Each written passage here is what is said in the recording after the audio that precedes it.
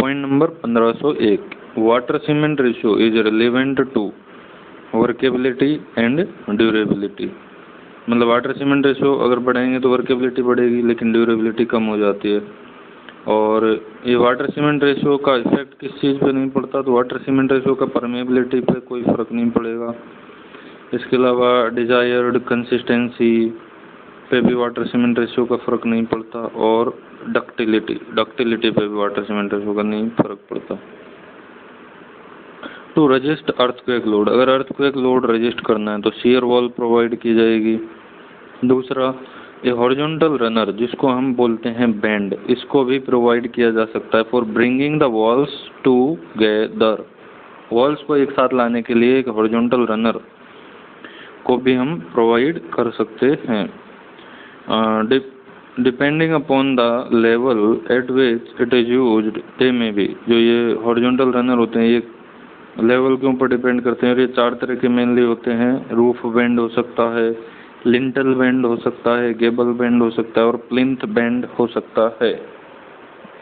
उसके बाद ये है फ्लो और टाइप ऑफ वेव, और उसके बाद इसका यूज्ड डायमेंशनलेस नंबर। तो जैसे अगर कैपिलरी वेव्स इन चैनल ये हैं, अगर कैपिलरी वेव्स यूज हो रही हैं चैनल के अंदर, जनरेट हो रही हैं अगर चैनल के अंदर, तो हम यूज करेंगे वेबर नंबर। वेबर नंबर के लिए कोड है वेस्ट, यानी कि सरफेस टेंशन फोर्स। उसके बाद टेस्टिंग ऑफ एरोफिल्स, ये होता है यूलर्स नंबर, इसके लिए यूज होता है। यूलर्स नंबर के लिए कोड है एम्पायर, यानी कि प्रेशर फोर्स। उसके बाद फ्लो अराउंड ब्रिज पियर्स, इसके लिए फ्रॉड नंबर यूज होता है fight gravity force. And turbulent flow through pipes, यानी कि इसके लिए यूज होता है रेनॉल्ड्स नंबर विस्कस फोर्स। अब बात करें पेल्टन व्हील टरबाइन की, तो पेल्टन व्हील टरबाइन जो होता है एक इम्पल्स टरबाइन है। ये हाई हेड टरबाइन होता है 300 से 2000 मीटर तक। इसके अलावा स्पेसिफिक डिस्चार्ज इसका कम होता है। टेंजेंशियल फ्लो टाइप टरबाइन है ये, स्पेसिफिक स्पीड इसकी कम होती है 4 से लेके 70 आरपीएम तक। ये पेल्टन हो गया। उसके बाद आता है फ्रांसिस। फ्रांसिस जो होता है वो रिएक्शन टरबाइन होता है, मीडियम हेड टरबाइन है, यानी कि 30 से 500 मीटर तक इसका हेड होता है। मीडियम स्पेसिफिक डिस्चार्ज होता है इसका।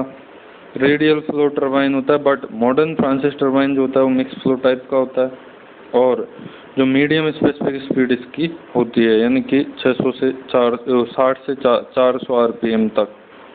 उसके बाद आता है कैप्लान टरबाइन। कैप्लान टरबाइन एक रिएक्शन टरबाइन है जो कि लो हेड पे वर्क करता है 2 से लेके 70 मीटर तक, और इसकी स्पेसिफिक डिस्चार्ज हाई होता है। इसका एक्सियल फ्लो जो है ये एक्सियल फ्लो टाइप टरबाइन है कैप्लान टरबाइन, और इसकी स्पेसिफिक स्पीड हाई होती है, यानी कि 300 से 1100 आरपीएम। अब बात करें पंप्स की, तो पंप्स के टाइप का क्लासिफिकेशन देखते हैं 1505 में। तो एक तो होता है पॉजिटिव डिस्प्लेसमेंट टाइप, और दूसरा होता है हाइड्रोडायनेमिक। हाइड्रोडायनेमिक में कम आते हैं, ये 3 ही टाइप के होते हैं, सेंट्रीफ्यूगल, एक्सियल फ्लो और मिक्स्ड फ्लो। अब पॉजिटिव डिस्प्लेसमेंट टाइप में फर्दर 2 टाइप्स के होते हैं, रेसिप्रोकेटिंग और रोटेरी। अब रेसिप्रोकेटिंग जो होते हैं ये अगेन 2 टाइप के होते हैं, एक होता है सिंगल सिलेंडर, एक होता है एक्सियल पिस्टन टाइप। और जो रोटेरी टाइप के पॉजिटिव डिस्प्लेसमेंट पंप होते हैं ये होते हैं gear pump, vane pump, lobes pump और स्क्रू पंप। 4 तरह के होते हैं रोटेरी पॉजिटिव डिस्प्लेसमेंट पंप होते हैं, gear pump, vane pump, lobes pump और स्क्रू पंप।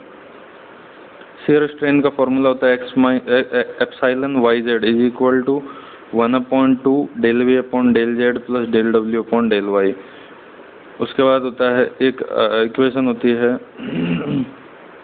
1507 में U is equal to minus del psi upon में del Y and V equal to del psi upon del X। V is equal to under root U square plus V square. Incompressible flow के लिए del U upon del X plus del V upon del Y equal to 0। Continuity equation जो होती है 2D flow के लिए वो होती है del U upon del X plus del V upon del Y equal to 0।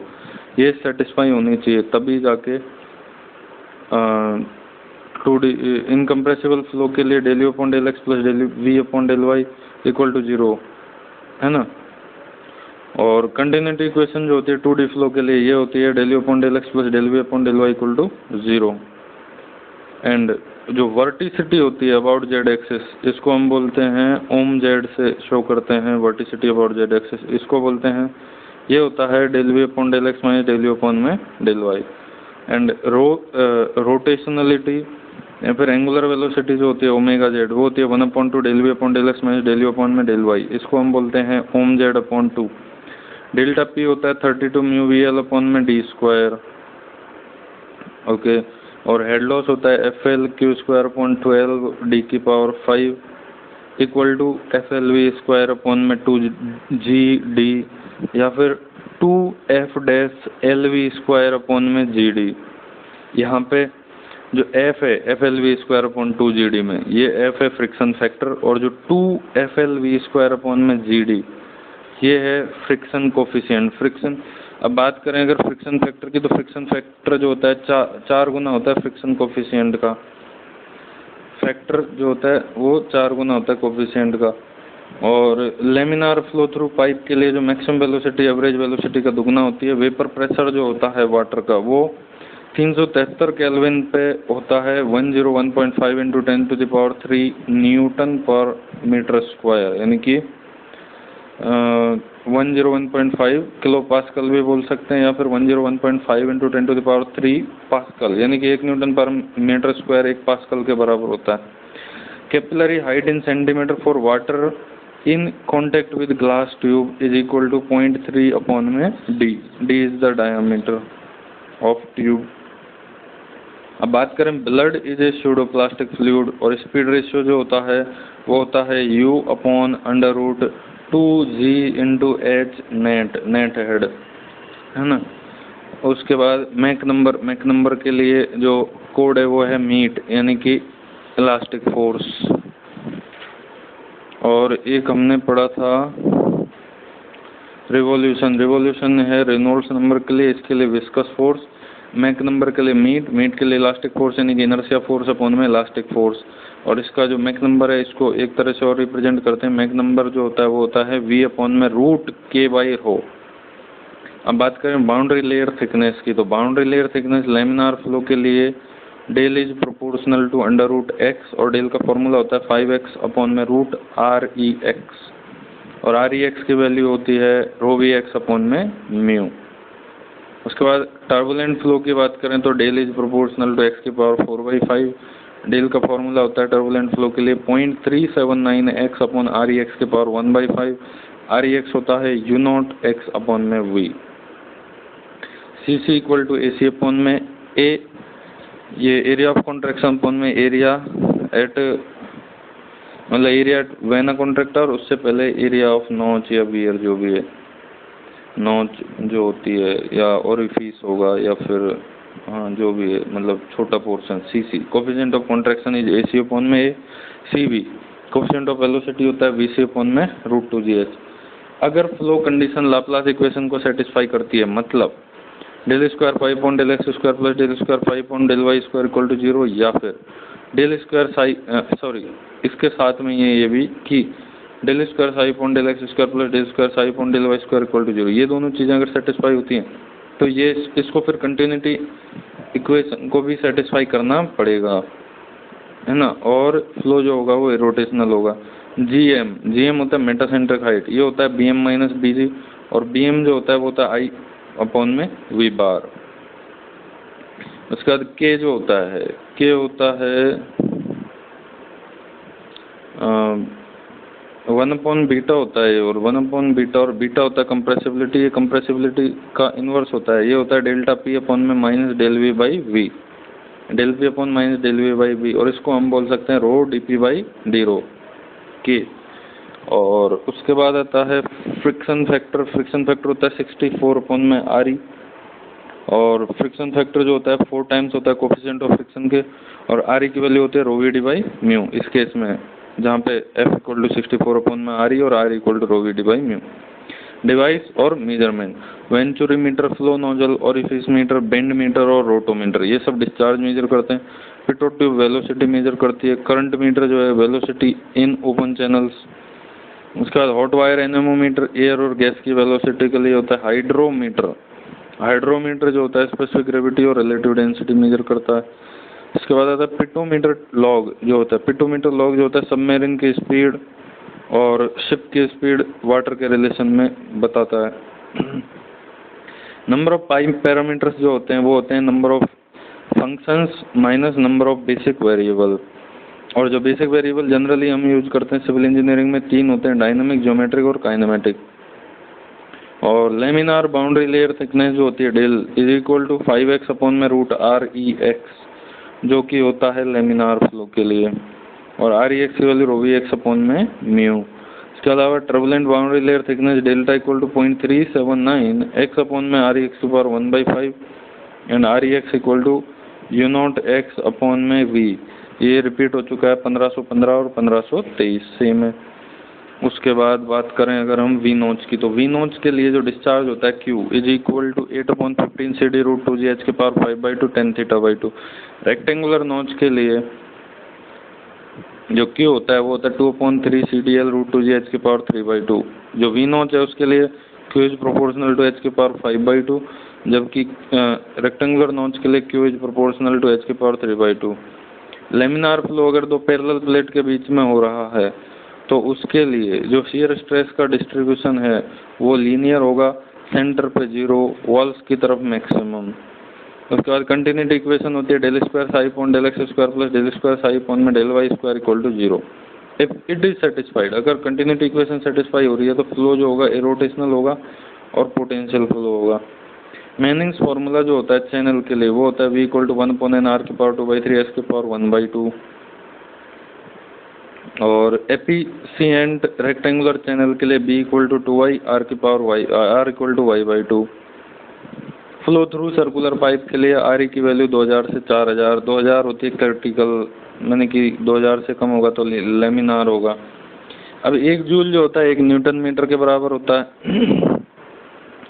और 1 किलोग्राम 9.81 न्यूटन के बराबर होता है। 1 न्यूटन बराबर 1 किलोग्राम मीटर पर सेकंड स्क्वायर, क्योंकि एफ बराबर एम ए।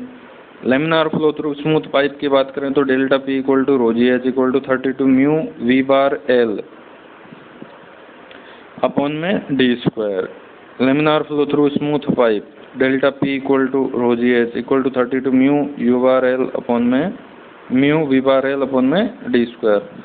और अगर बात करें डायनामिक विस्कोसिटी की यूनिट की तो वो होती है म्यू की यूनिट होती है 1 न्यूटन सेकेंड पर मीटर स्क्वायर बराबर 10 पॉइज बराबर 10 डाइन सेकेंड पर सेंटीमीटर स्क्वायर। और जो काइनेमेटिक विस्कोसिटी है उसकी यूनिट होती है 1 मीटर पर सेकेंड 1 मीटर स्क्वायर पर second equal to 10⁴ stokes. Torque जो होता है फोर्स इंटू डिस्टेंस होता है, टॉर्क की यूनिट होती है न्यूटन मीटर। पावर जो होता है फोर्स इंटू वेलोसिटी, यानी कि न्यूटन मीटर पर सेकेंड, और इसको हम बोल सकते हैं टॉर्क पर सेकेंड पावर। और पैरेलल कॉम्बिनेशन जो होता है पाइप्स में वो होता है कि अगर 2 पाइप पैरेलल में तो उनका जो डिस्चार्ज होगा तो डिफरेंट होगा लेकिन हेड लॉस सेम होगा, जबकि अगर सीरीज में होंगे तो डिस्चार्ज सेम होगा लेकिन हेड लॉस अलग अलग होगा। और डिफरेंशियल यूट्यूब मैनोमीटर की बात करें तो S1H1 इक्वल टू S2H2 होता है। दूसरा, अगर मैनोमेट्रिक फ्लूइड की डेंसिटी ज़्यादा है जो कि जनरली होती है तो H equal to X into rho M upon rho minus 1। यहाँ पे जो H है वो प्रेशर आएगा हेड की टर्म्स में, लिक्विड जो फ्लो कर रहा है उसके हेड के टर्म्स में, और जो है X यहाँ पर है दोनों लिम्स के बीच में डिफरेंस, और इसका फॉर्मूला होता है H equal to X into rho M upon rho minus 1। और अगर रो एम की वैल्यू कम है तो हो जाएगा H equal to X into 1 minus rho M upon में rho. Generally inverted manometer U tube manometer होता है जिसमें गैस का यूज करते हैं फ्लूइड के रूप में, उस मैनोमेट्रिक फ्लूइड के रूप में, उसमें यूज होता है ये सेकंड वाला फॉर्मूला कि H equal to X into 1 minus rho M upon में रो। जनरली यूज होता है H equal to X into rho M upon rho minus 1। H star जो होता है depth of centre of pressure IG sine square theta upon में H bar plus H bar. अगर A acceleration से किसी भी कंटेनर को अगर मूव करवाया जाए तो उसमें जो अगर A की वैल्यू G के बराबर हो जाएगी तो लिक्विड सरफेस 45 डिग्री पे टिल्ट हो जाएगी। और for a given specific energy critical depth gives maximum discharge. A given specific हाँ, ये वही है कि जो क्रिटिकल डेप्थ होती है उसके लिए मैक्सिमम क्रिटिकल डेप्थ पे मैक्सिमम डिस्चार्ज मिलता है एक, अगर स्पेसिफिक एनर्जी सेम है तो। एक गिवन स्पेसिफिक एनर्जी के लिए अगर मतलब for a given specific energy critical depth gives maximum discharge. इसके अलावा for a given discharge critical depth gives minimum specific energy. ये चीज़ याद करनी पड़ेगी कि अगर एक स्पेसिफिक एनर्जी पता है हमें पर्टिकुलर, उस एनर्जी के करस्पॉन्डिंग अगर क्रिटिकल डेप्थ की बात करें तो हमें डिस्चार्ज मैक्सिमम मिलेगा क्रिटिकल डेप्थ पे। लेकिन अगर कोई डिस्चार्ज हमें गिवन है और उसके करस्पॉन्डिंग अगर क्रिटिकल डेप्थ निकालें तो जो स्पेसिफिक एनर्जी होगी वो मिनिमम मिलेगी। क्रिटिकल डेप्थ का फॉर्मूला होता है Y C equal to Q square upon जी की पावर 1/3। मैक्सिमम एफिशिएंसी के लिए जो टेंजेंशियल वेलोसिटी होती है व्हील की वो जेट वेलोसिटी का हाफ होना चाहिए। अब बात करें टरबाइन की, टरबाइन को कंपेयर करें तो जो टरबाइन है, अगर बात करें पेल्टन टरबाइन, तो पेल्टन टरबाइन की स्पेसिफिक स्पीड 40 से कम होती है, टेंजेंशियल फ्लो टाइप का होता है ये। मॉडर्न फ्रांसिस टरबाइन जो होता है वो उसकी स्पेसिफिक स्पीड होती है 40 से 300 न्यूटन, स्पेसिफिक स्पीड होगी 40 से 300 आरपीएम में आती है। और ये जो होता है modern Francis mixed flow type का टरबाइन है। प्रोपेलर जो होता है वो होता है, प्रोपेलर टरबाइन की स्पेसिफिक स्पीड होती है 300 से ज़्यादा, और ये एक्सियल फ्लो और फिक्स्ड वेन टाइप का टरबाइन है। Propeller turbine specific speed more than 300, axial flow type का फिक्स्ड वेन। कैप्लान जो होता है उसकी भी स्पेसिफिक स्पीड 300 से ज़्यादा होती है, एक्सियल फ्लो टाइप का। कैप्लान और प्रोपेलर ऑलमोस्ट सेम है, मतलब सिमिलर हैं ये। और प्रोपेलर जो होता है एक्सियल फ्लो होता है, फिक्स्ड वेन टाइप का होता है। इफेक्ट एफिशिएंसी जो होती है पंप की, ये 1540 नंबर पॉइंट है। Efficiency of pump with backward veins जो है वो ज़्यादा होती है फॉरवर्ड वेन वाले पंप से। उसके बाद in a centrifugal pump at the intersection of fluid and rotor, fluid और रोटर के इंटरसेक्शन पे सेंट्रीफ्यूगल पंप के अंदर जो एक्सियल कंपोनेंट होता है वो थ्रस्ट प्रोड्यूस करता है, रेडियल कंपोनेंट जो होता है वो रेडियल फोर्स प्रोड्यूस करता है, और टेंजेंशियल कंपोनेंट जो है वो रोटेशनल इफेक्ट प्रोड्यूस करता है। एक्सियल कंपोनेंट थ्रस्ट प्रोड्यूस करता है, और इसीलिए हम एक्सियल कंपोनेंट जो होता है उसको जनरली जीरो कंसिडर करना चाहते हैं फोर्स का। ये फोर्स के कंपोनेंट हैं एक्सियल कंपोनेंट, क्योंकि ये अंडुलेशंस क्रिएट करता है, इसलिए एक्सियल कंपोनेंट को हम जीरो रखना चाहेंगे। रेडियल कंपोनेंट जो है वो रेडियल फोर्स जनरेट करता है, और जो टेंजेंशियल कंपोनेंट है वो रोटेशनल इफेक्ट जनरेट करता है। टू अवॉइड कैविटेशन, कैविटेशन को अवॉइड करने के लिए नेट पॉजिटिव सक्शन हेड है वो 0 से ज़्यादा होना चाहिए, यानी कि वो वैक्यूम प्रेशर से ज़्यादा होना चाहिए उस पर प्रेशर एग्जिट पॉइंट पे। फॉर रेक्टेंगुलर सेक्शन के लिए जो ईसी की वैल्यू है 3/2 YC होती है। उसके बाद पैराबोलिक होता है उसके लिए 4/3 और 5/4 होती है ट्रायंगुलर के लिए। ईसी है क्रिटिकल एनर्जी जो भी है depth eight critical section 3/2 YC होती है रेक्टेंगुलर के लिए। Turbulent flow greater than laminar flow, shear stress and pressure loss, shear stress और प्रेशर लॉस जो होता है वो टर्बुलेंट फ्लो में ज़्यादा होता है, और जबकि जो मैक्सिमम वेलोसिटी अचीव होती है वो लेमिनार फ्लो में होती है, यानी कि मैक्सिमम वेलोसिटी लेमिनार फ्लो के लिए ज़्यादा होती है टर्बुलेंट से। डिस्चार्ज होता है Q equal to A1A2CD √2GH upon A1 square minus A2 square. तो यहाँ से हम कह सकते हैं कि जो H है is proportional to 1/CD square. उसके बाद continuity equation for 2D steady compressible flow, एक 2D है स्टेडी कंप्रेसिबल फ्लो, उसके लिए जो कंटिन्यूटी इक्वेशन है del rho u upon del x plus del rho v upon del y, ये value आती है 0। और 2D स्टेडी इनकम्प्रेसिबल फ्लो के लिए rho del you upon del x plus rho del we upon del Y equal to 0, यानी कि del we upon del x plus del we upon del Y 0। एक बार फिर से, अगर 2D स्टेडी और compressible flow है तो उसके लिए del rho u upon del x plus del rho v upon del Y equal to 0, यानी कि कंप्रेसिबल है तो डेंसिटी कंसिडर करनी पड़ेगी क्योंकि चेंज होगी। और अगर इनकम्प्रेसिबल और स्टेडी है तो rho del you upon del x plus rho del we upon del Y equal to 0, यानी कि रो कांस्टेंट हो जाएगा तो ये कॉमन आके 0 के साइड में चला जाएगा, तो del you upon del x plus del we upon del Y equal to 0। उसके बाद बात करें 3D है, STD है और इनकम्प्रेसिबल भी है, तो इसके लिए कंटिन्यूटी इक्वेशन हो जाएगी del you upon del x plus del we upon del y plus del डब्ल्यू upon del z equal to 0। अब यहाँ पे जो u है minus del phi upon del x, v है माइनस डेल फाई अपॉन में डेल वाई और w है माइनस डेल फाई अपॉन में डेल जेड।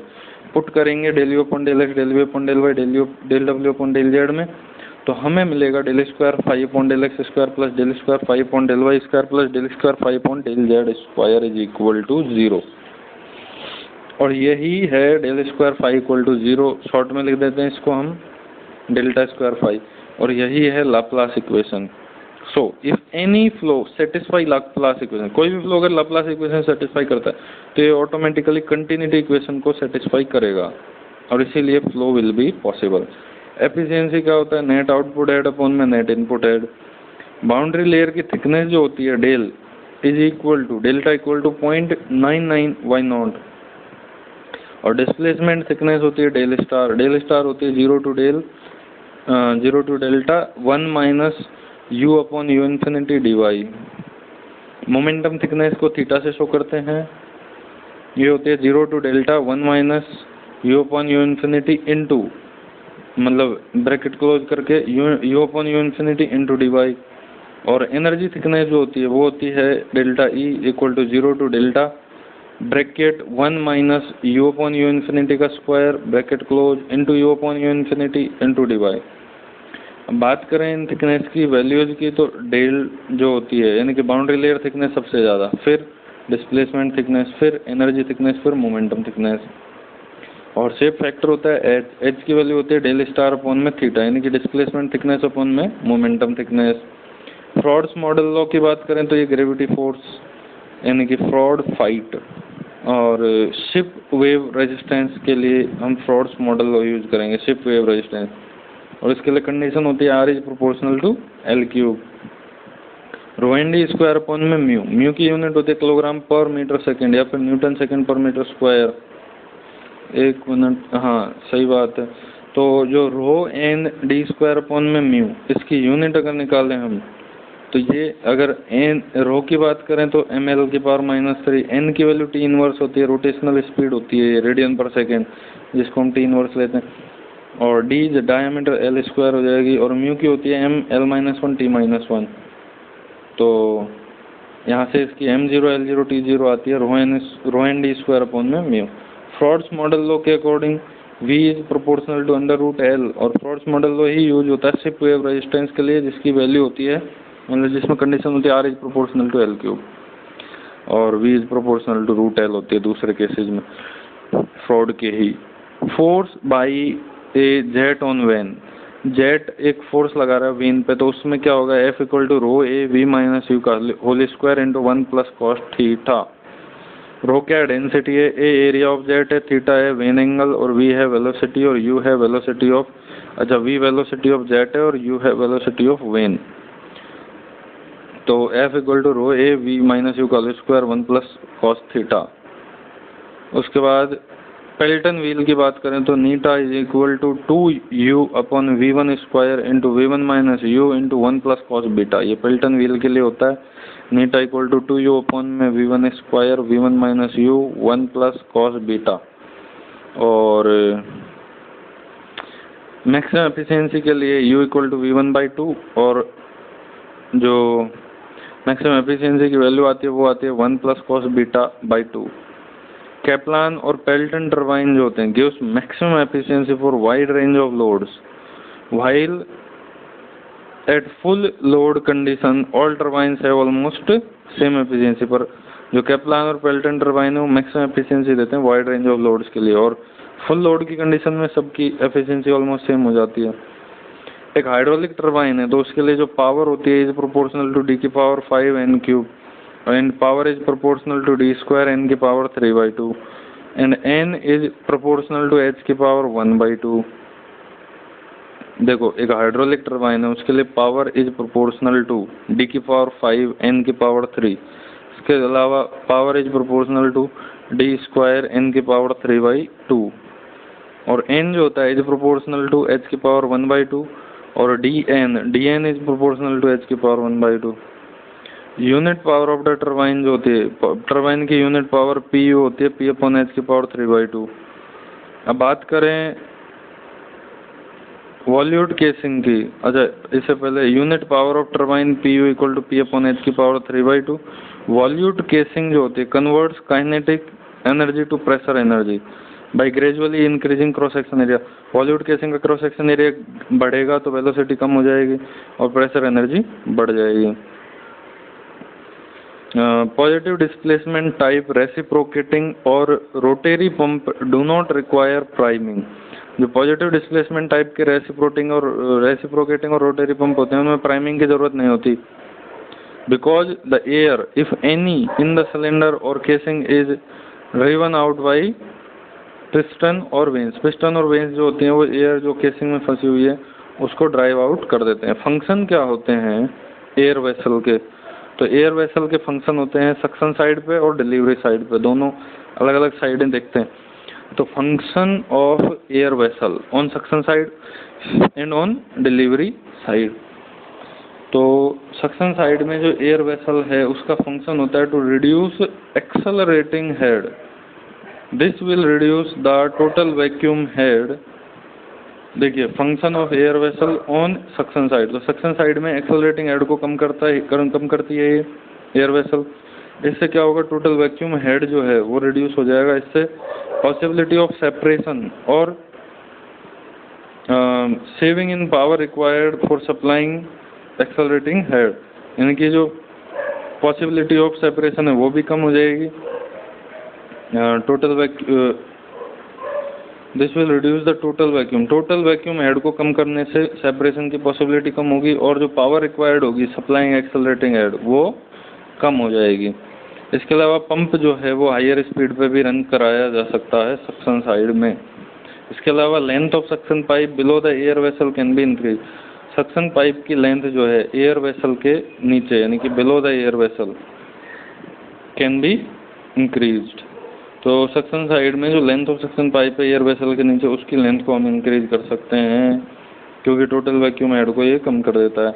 अब बात करें डिलीवरी साइड में एयर वेसल का क्या रोल है, तो to reduce the accelerating head and affecting large amount of power consumed in supplying the accelerating head, यानी कि एक्सेलरेटिंग हेड को कम करती है डिलीवरी साइड में। दूसरी चीज to and affecting in large amount of power consumed in supplying the accelerating head। accelerating head जो होता है उसमें जब सप्लाई होती है तो उसमें affecting in large amount of power को large amount of power को affect करती है in supplying the accelerating head। इसके अलावा एक uniform rate of discharge is insured जो डिलीवरी साइड में अगर हम यूज करेंगे एयर वेसल को। तो अब बात करें सेंट्रीफ्यूगल पंप की, तो उसके लिए H/n²d² कांस्टेंट होता है, Q/n_d³ भी कांस्टेंट होता है, P/n³ ये भी कांस्टेंट होता है, यानी कि H is proportional to n²d², Q is proportional to n_d³ और P is proportional to n³d5।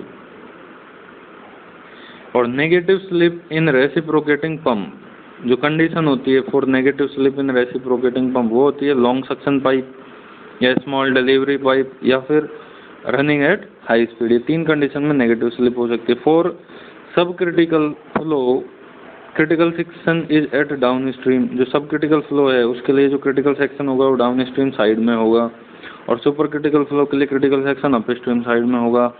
Hydraulic jump कब अकर होता है, when flow changes from super critical से सब क्रिटिकल, यानी कि फ्रॉड नंबर मोर देन 1 से लेस देन 1 हो जाए।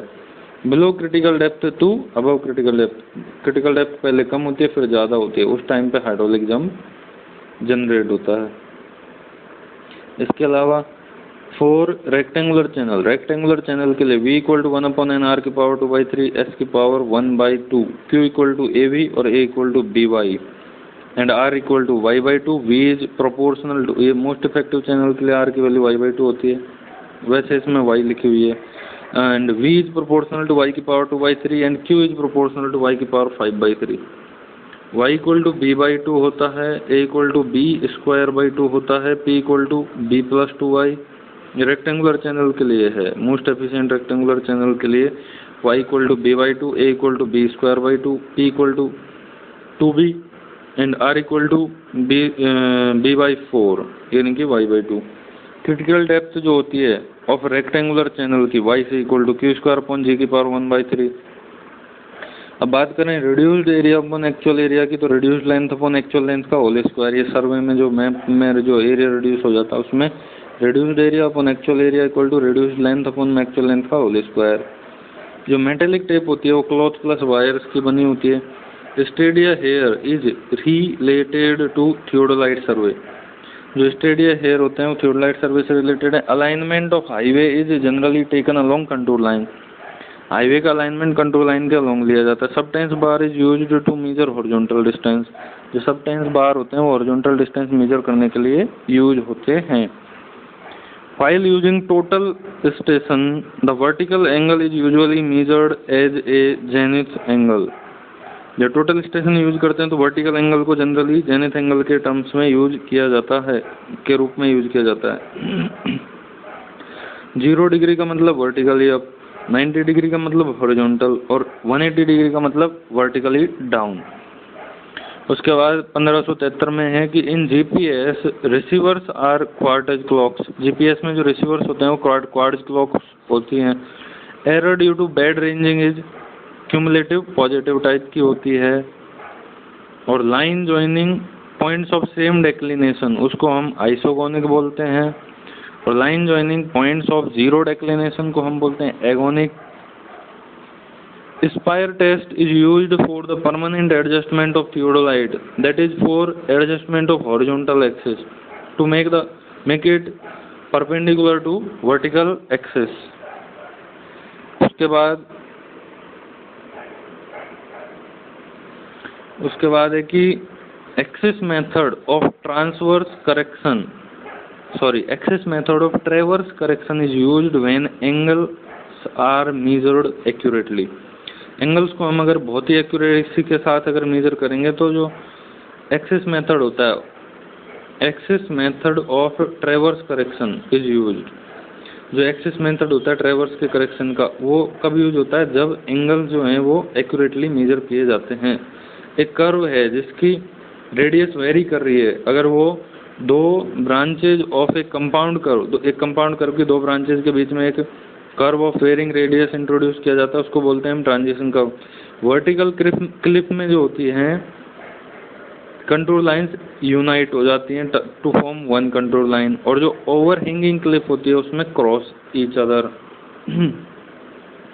वर्टिकल में ओवरलैप, ओवरहैंगिंग में cross. Simpson's 1/3 rule gives best result in measurement of areas. Vertical clip के लिए ओवरलैप, ओवरहैंगिंग क्लिप के लिए कट या क्रॉस।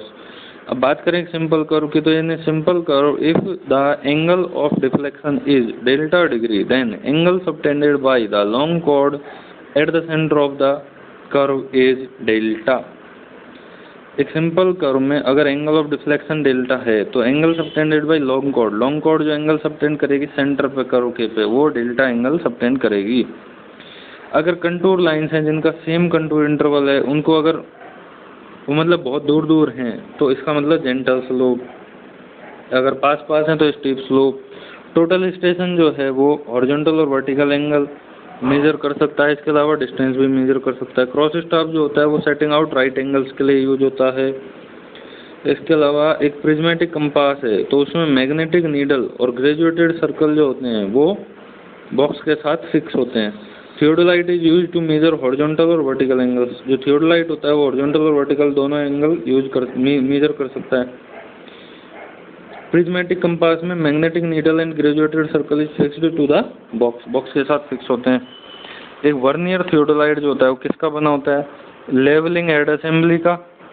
वर्नियर थियोडोलाइट किस का बना होता है, लेवलिंग हेड असेंबली होती है, इसमें हॉरिजॉन्टल सर्कल असेंबली होती है और एलिडेड असेंबली। क्या वर्नियर थियोडोलाइट में लेवलिंग और हेड होता है, हॉरिजॉन्टल सर्कल होता है और एलिडेड होते हैं।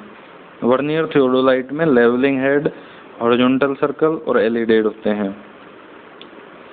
उसके बाद centring is the temporary adjustment of prismatic compass while adjusting the levels is not, यानी कि जो सेंटरिंग है वो तो एक टेम्परेरी एडजस्टमेंट है, पर एडजस्टिंग ऑफ लेवल जो है एक टेम्परेरी एडजस्टमेंट नहीं है प्रिज्मेटिक कंपास का। और जो प्लेन टेबल सर्वे होती है उसमें टेलीस्कोप यूज होता है मेजर करने के लिए हॉरिजॉन्टल और वर्टिकल डिस्टेंसेस। इन प्लेन टेबल सर्वे में जो टेलीस्कोप होता है वो यूज करते हैं हम हॉरिजॉन्टल और वर्टिकल डिस्टेंसेस डायरेक्टली मेजर करने के लिए। 1590 में है कि इनवार टेप जो होती है वो यूज होती है बेस लाइन मेजरमेंट के लिए। क्योंकि बेस लाइन काफ़ी लंबी होती है, उसमें एरर के चांस बहुत ज़्यादा होते हैं इसलिए। लेकिन इनवार टेप जो होती है बहुत ही एक्यूरेटली मेजरमेंट के लिए हम जानी जाती है, क्योंकि इसमें लेंथ का एलोंगेशन बहुत ही, एक्सपेंशन और कॉन्ट्रैक्शन बहुत ही कम होता है। For a wall well condition triangle के लिए 30 से 120 होना चाहिए angle. The position of A point can be fixed more accurately by perpendicular offsets. Perpendicular offsets का यूज करके हम किसी भी पॉइंट की पोजीशन बहुत ही एक्यूरेटली फिक्स कर सकते हैं।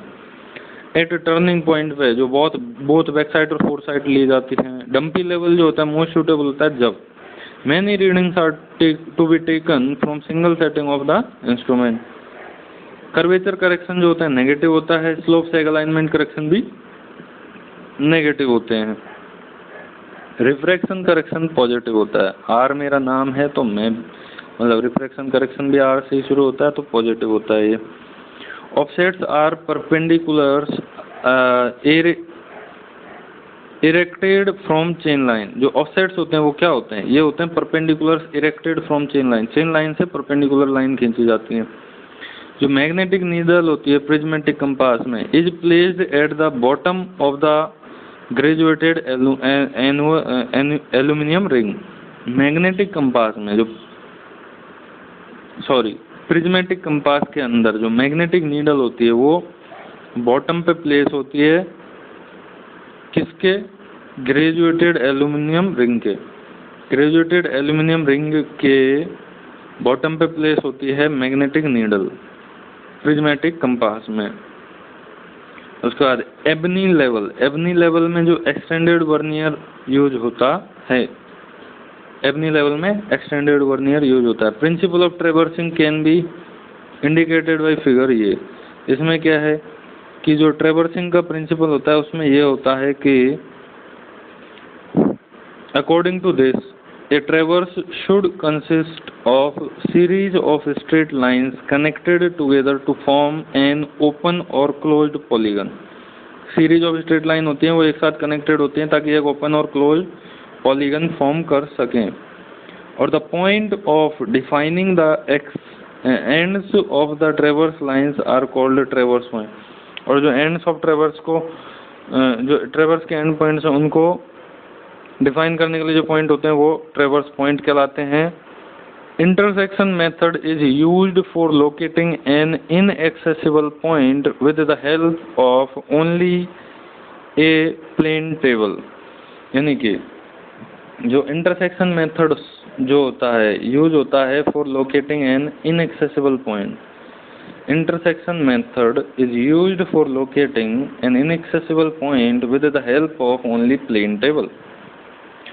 मतलब जो इंटरसेक्शन मेथड है उसमें हम सिर्फ प्लेन टेबल यूज करते हैं। और ये यूज क्यों होता है, इनएक्सेसिबल पॉइंट्स को लोकेट करने के लिए इंटरसेक्शन मेथड यूज किया जाता है।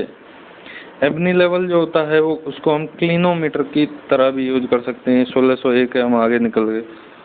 ठीक है।